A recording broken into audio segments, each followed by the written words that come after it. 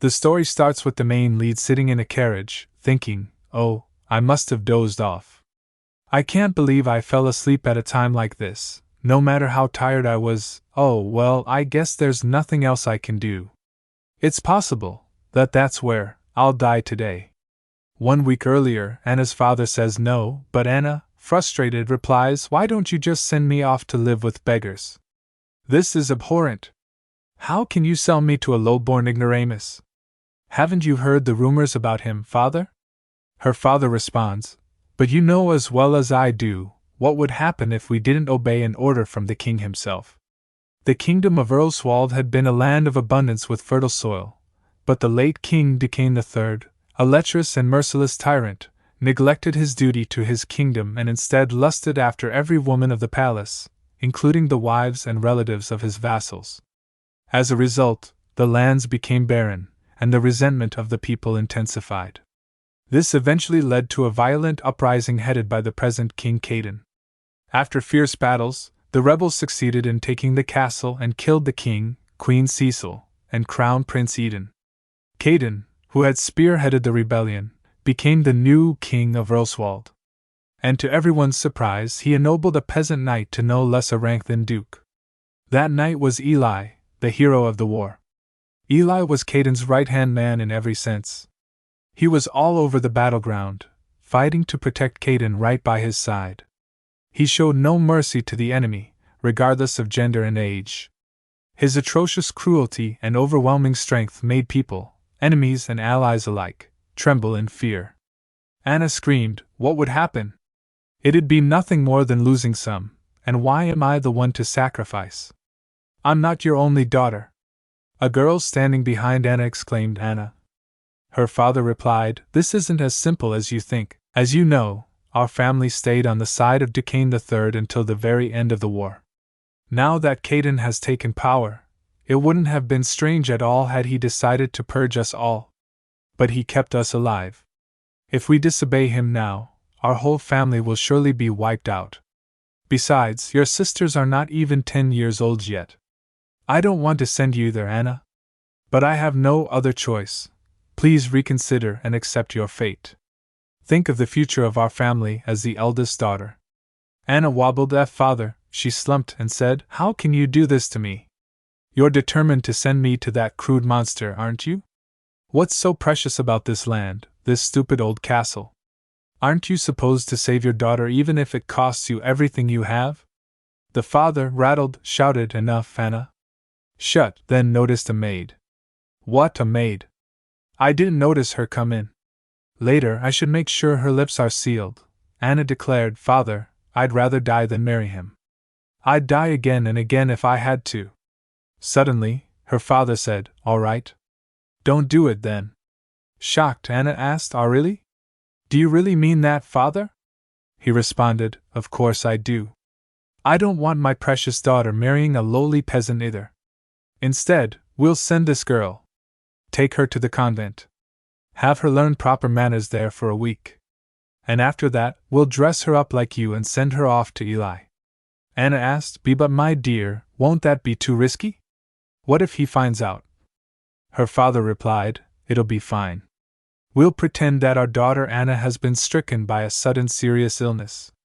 And if Eli finds out, we can just blame the girl, who we'll say is my illegitimate child that we had sent to inform him of Anna's illness, by claiming that she took advantage of the situation to better her social status. If she tries to run away or tell anyone about this, we'll just kill her." Anna shouted, "Father, trust me with teaching her manners and etiquette." She added, "There's not much time, but I'll make it work. TSK, she's here after all." Anna slapped the maid, shouting, "Stupid girl. How many times do I have to tell you not to rush for the food? Even a pig rolling in its sty would be smarter than you. Don't act timid either. A viscount's daughter would never worry about what other people might think. It's you. Listen. Who do you think will have it the worst if Eli finds out? As soon as he finds out, that monster will rip you to pieces and hang them on the ramparts. So do your best if you want to live. If you don't hold out long enough, it'll put me in a very awkward situation, too. Also, even though he's of low birth, he's now a duke. If you succeed in deceiving him, you can live as a duchess. That's an unthinkable rise of status for someone like you. And you won't get whipped anymore for running around trying to hide from lecherous knights every night. The maid answered, yes. Living here as a servant is already like hell anyway. Maybe this is my chance to get out of this place, even if that place turns out to be another hell. Anna thought to herself, I'm even using salve on my face to look sick. I won't have that worthless girl ruin everything. Surely, a maid is more than enough for a peasant like Eli. Caden ordered me to marry Eli because he's never met me before. If he had seen me even once, he would have instantly realized it, that I'm destined to be queen. The Duke thought inside, man, I wasn't even serious about getting married.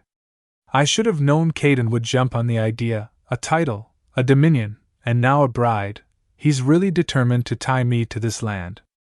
Damn it! A wife is nothing but a headache.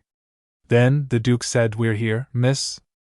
Edna thought inside, oh. Yes, sir, I mean, okay, thanks. I'll be right out.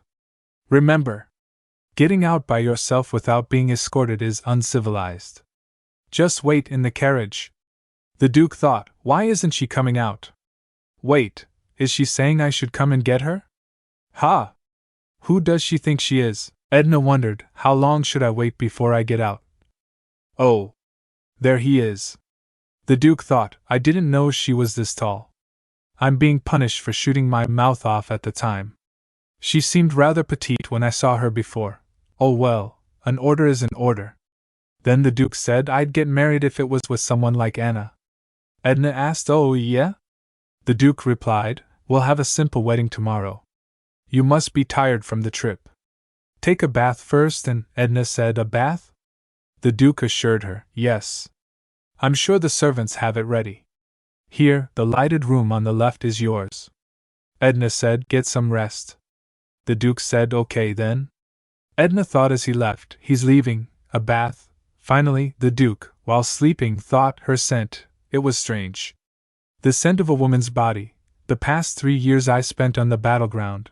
I was buried in the stench of blood and forgot what that was like. Edna asked, are you just gonna stand there all night? The Duke replied, what about you? Are you going to keep standing there like that?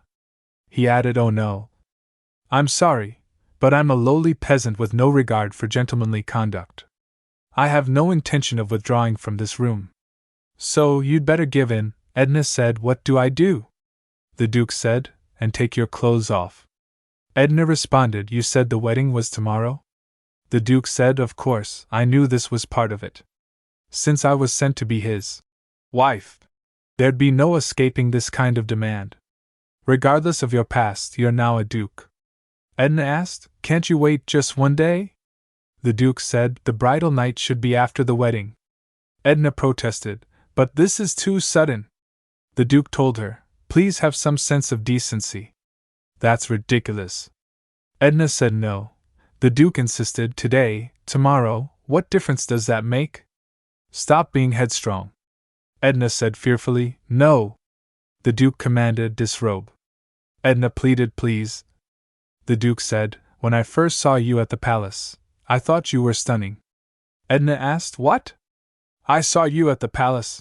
The Duke said, I can't wait to see whether your body is. Edna said, that means. The Duke finished, just as gorgeous. Edna said, Eli. Edna thought, he knows what Anna looks like. She asked, what now? What do I do? If I get caught right now, is that it for me?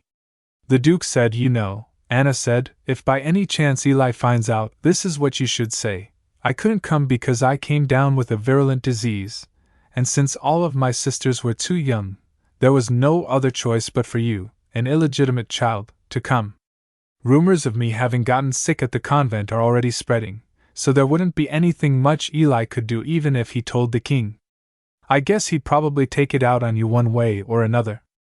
But this way, you'd have a better chance of surviving than taking all of the blame on yourself, wouldn't you? Hee. Edna said, I'm not Anna. The Duke said, what? You're right. You're not Anna. Who are you? Anna replied, I'm Viscount William's illegitimate daughter, Edna. I didn't mean to deceive you, but Anna's critically ill, so I was obliged to come instead. The Duke said, didn't mean to deceive, you said? Coming here in a wedding dress, with your face covered with a veil, too? All right, I give you that it was very noble of you to sacrifice yourself. Unbelievable. Nonetheless, Ak?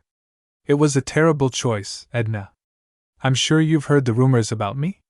Weren't you afraid? Edna said those rumors were meaningless to me. I had no other choice anyway. The Duke thought, this girl, she's keeping herself surprisingly calm despite the situation. Does that mean she was ready for this? Are you a virgin? A peasant like myself marrying a noblewoman was an absurd idea anyway. A bastard could be a much better match. Your face isn't half bad, either. I like it just as much as Anna's. Edna replied, if I'm a virgin, then, will you accept me? The Duke asked, accept you? As my wife? Or for my nightly pleasure? Both. I want to live if I can. There's nothing I fear more in the world than death. So answer me. Edna said to him, if I'm a virgin, will you accept me? Or will you kill me? The Duke said, I don't like the way you talk. But still, Edna said, Ak. The Duke said, it's a lot more than a load of crap about how you'd rather die. Edna said, yes. I will survive. No matter what. Amusing.